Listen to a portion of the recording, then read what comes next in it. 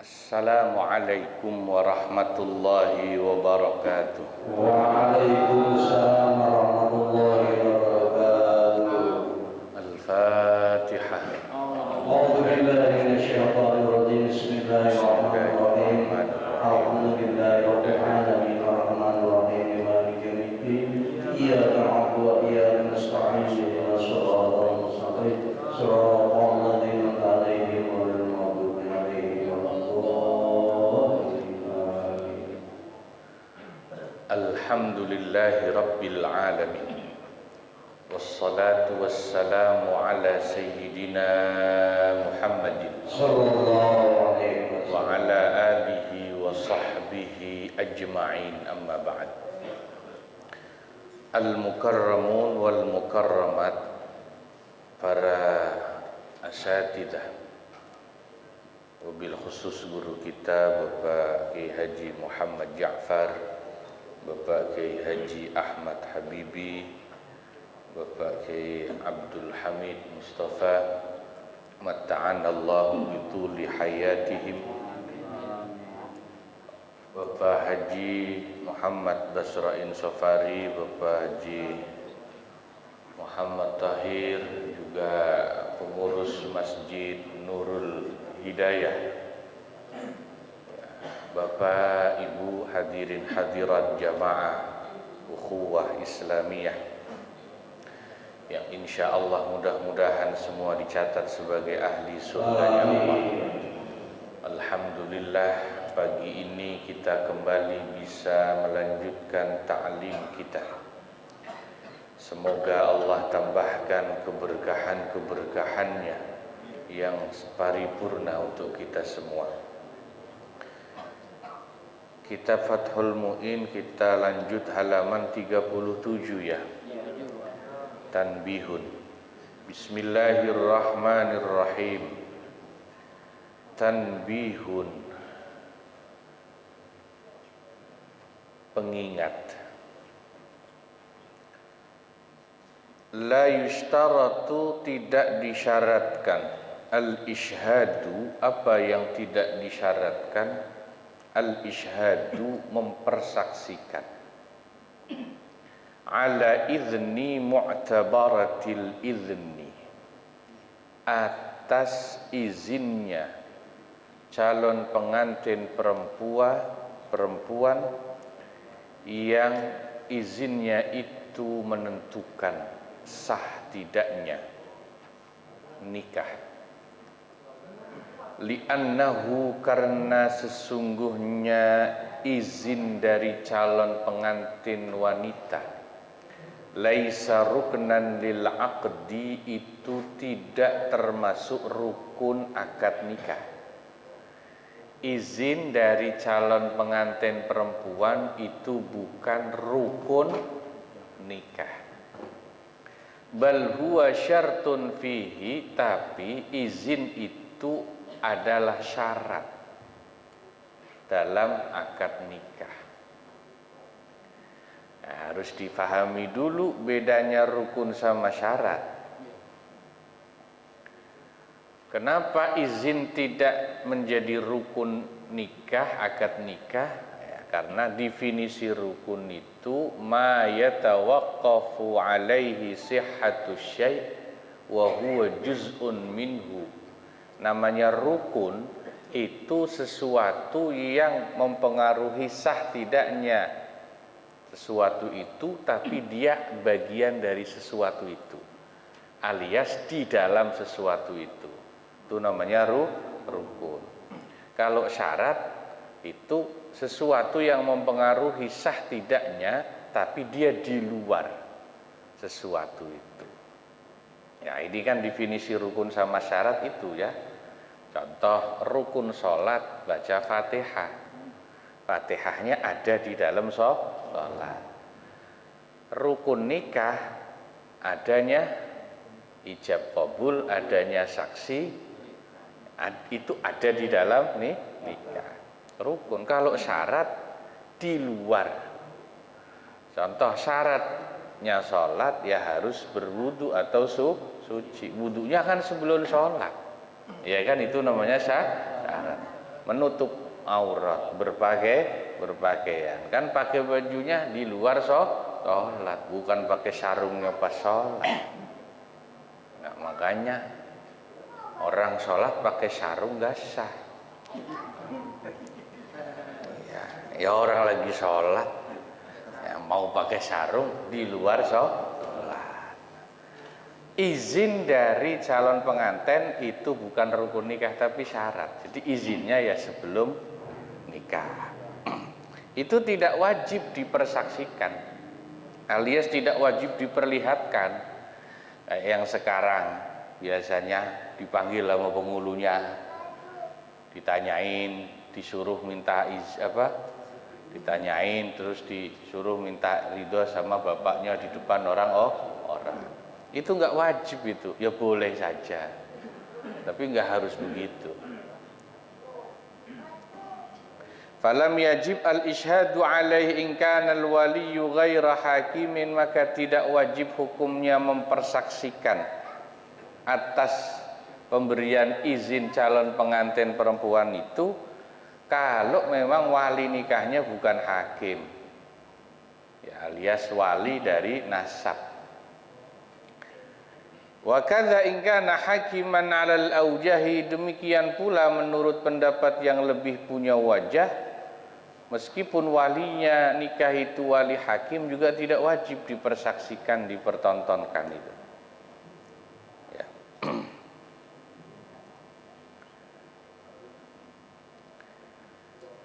Nah, siapa sih wanita yang harus dimintain izinnya sebelum nikah itu?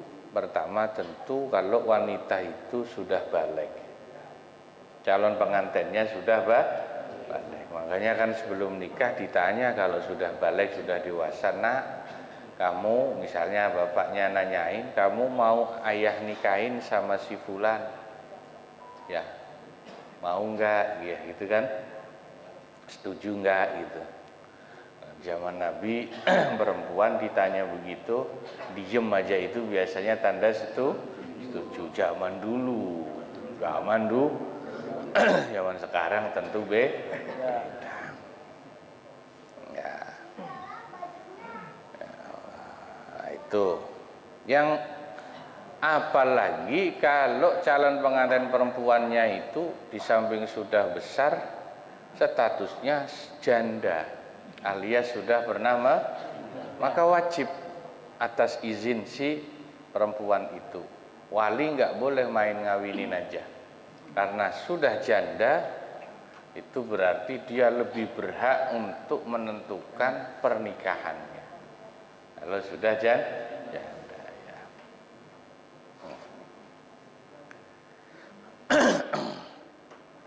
Itu. Wa naqala fil bahri 'anil ashab, dan di dalam kitab Al-Bahr dinukil dari para ashab Syafi'i. Ashab itu maknanya para pengikut, ulama-ulama pengikut Imam Syafi'i. Imam Ar-Royani menukil annahu, sesungguhnya ya juzu boleh i'timadu sabiyin, mempedomani anak kecil, arsalahul waliyu ila ghairihi liyuzawwija mauliyatahu, yang anak kecil itu dikirim oleh wali nikah kepada orang lain untuk menyampaikan atau menikahkan wanita yang menjadi perwaliannya. Ai in waqa'a fi qalbihi sidqul mukhbir, jika memang di dalam hati orang itu dia mempercayai kebenaran anak kecil yang membawa berita itu. Maksudnya gini, anak kecil kalau disuruh nyampein berita dari wali nikah bahwa wali nikahnya itu memerintahkan supaya anaknya dinikahkan, berarti itu ya izin atau berita yang dibawa oleh anak kecil, disuruh sama wali nikahnya. Itu menurut para ulama bisa dipercayai, bisa dipercayai. Berita yang dibawa anak kecil itu atas suruhan wali nikah. Cuman ya meskipun itu boleh, kesannya gitu ya agak kurang serius ya, main-main. Masa yang suruh nyampain berita anak anak.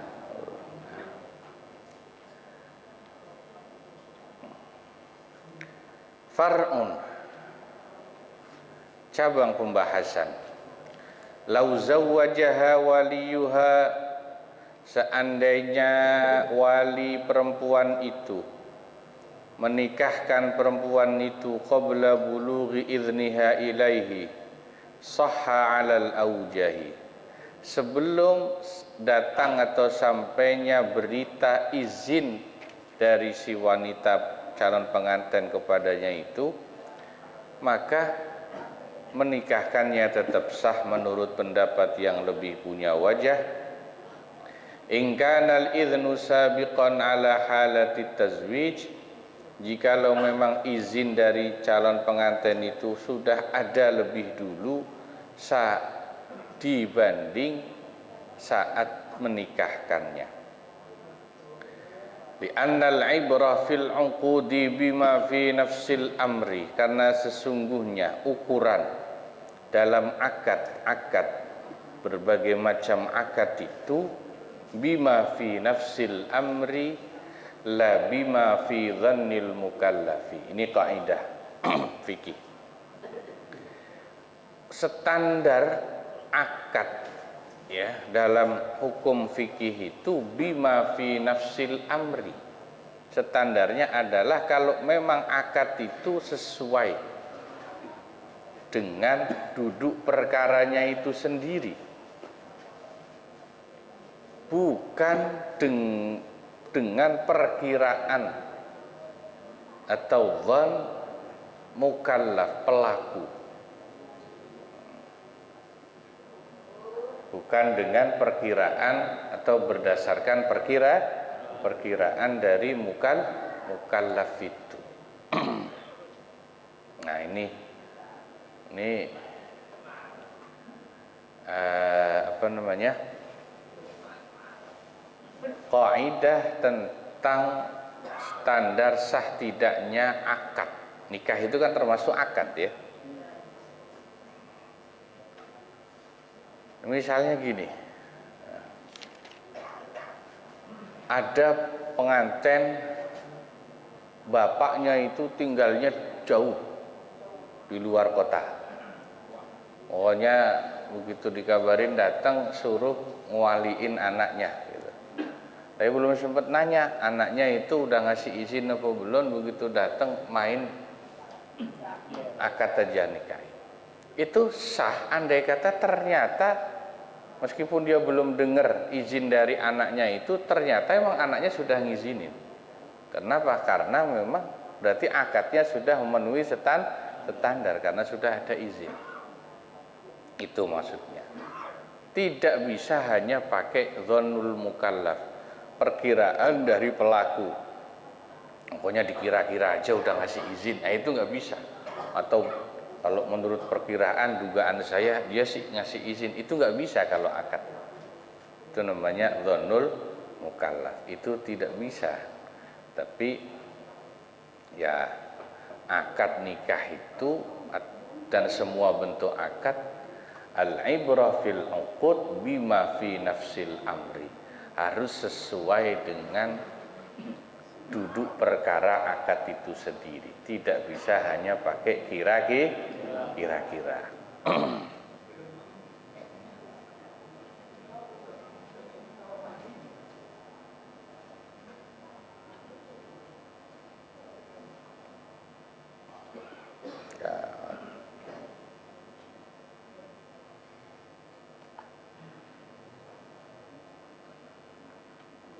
Nah, ini menarik untuk dibahas sedikit.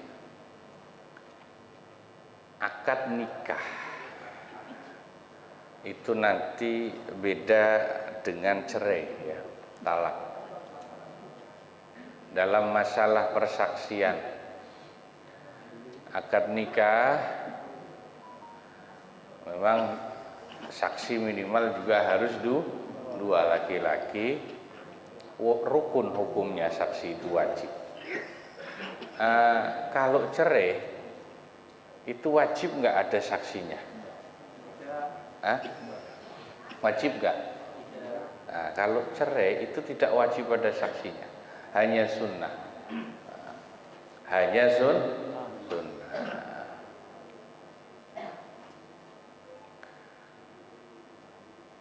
Itu pertama. Yang kedua, tidak hanya cukup disaksikan 2 orang minimal, bahkan kalau akad itu Nabi perintahkan meskipun sunnah hukumnya untuk diiklankan, dipublikasikan, diramaikan. Kata Nabi dalam hadis, a'linu an-nikah wadribu alaihi bid-dufuf. Ramaikan, iklankan, publikasikan nikah, pernikahan itu, dan kalau bisa ramaikan dengan memukul rebana. Itu sunnah sebagai bagian mensyukuri mempublikasikan akad nikah. Tapi kalau cerai tidak, Al-Quran hanya mensunnahkan proses cerai, talak itu ada saksi. Kalau nggak ada saksi pun sah. Ini kadang-kadang orang sekarang kebalik, Pak.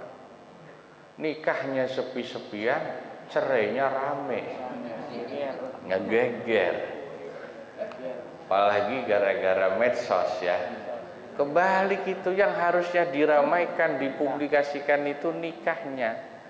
Kalau cerai itu nggak usah diomong-omongin. Kemarin yang viral siapa? Ria siapa? Malah hasil sidangnya di-share di media sosial, diomong-omongin orang. Pengadilannya kok nge-share juga, wong itu kan bagian ranah privat, urusan pribadi orang. Soal cerai diumbar-umbar ke publik, itu malah kebalik, gak sesuai tuntunan agama ya. Yang diperintahkan wajib disaksikan akadnya dan diperintahkan untuk dipublikasikan itu nikahnya, bukan cerainya. Ya. Ya, ini harus jadi ilmu buat kita supaya kita tidak kebalik-balik. Ya. Wasahha an-nikahu bimasturai adalatin wa hum man lam yu'raf lahuma mafsaqun wallahu a'lam bissawab. Nah, dikit dulu dah, yang penting ngaji dapat ilmu dan berkah ya. Terima kasih, kurang lebihnya mohon maaf. Wassalamualaikum warahmatullahi wabarakatuh.